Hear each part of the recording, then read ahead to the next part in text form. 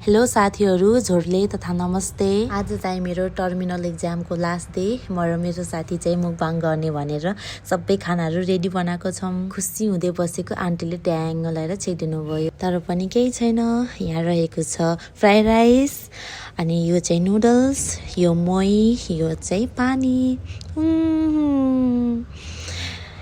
यहाँ रहेको छ सुन्तला साँधेको, अनि यो पानीको बोतल, यो चाहिँ टिस्यु। ल अब हामी खानालाई रेडी भयो। चियर्स। खाए ल। अनि के फ्राई राइस साथीले बनाएको नि त, अनि कस्तो मिठो भएको के।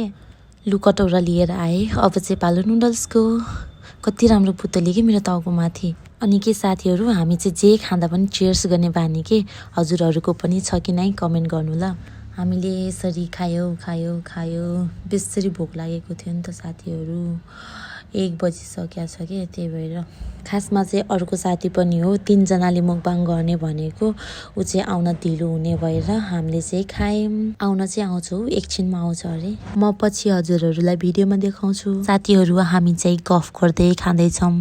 खासमा यो पकाएको भाँडामा खानुहुन्न भन्ने सुनेको थिएँ, तर के गर्नु, हामी झन् झारझुर पारेर खायौँ। मैले चाहिँ नि सकेको भाँडालाई साइड लगाउँदैछु। अब पालो सुन्तला साँधेको। यहाँनिर मैले मोही खाँदैछु, आन्टीले दिनुभएको मोही। साथीलाई पानी राख्दै लास्टमा पेट फुल भइसकेछ। हामी गफ गर्दै खाँदैछौँ अझ। अनि त साथीहरू, खानु नसकेर खेल्दै पनि अनि नक्कल पार्दै पनि हामी साथीको वेटिङमा छौँ। लु साथी पनि आयो फाइनल्ली। ऊ चाहिँ मेरो अर्को साथी हो। हामीहरूले हक गऱ्यौँ। ह्याप्पी इन्डिङ गर्नु मन थियो, तर के गर्नु, यहाँ कुरा चाहिँ अर्कै भयो साथीहरू। So thank you so much watching this video guys. By by.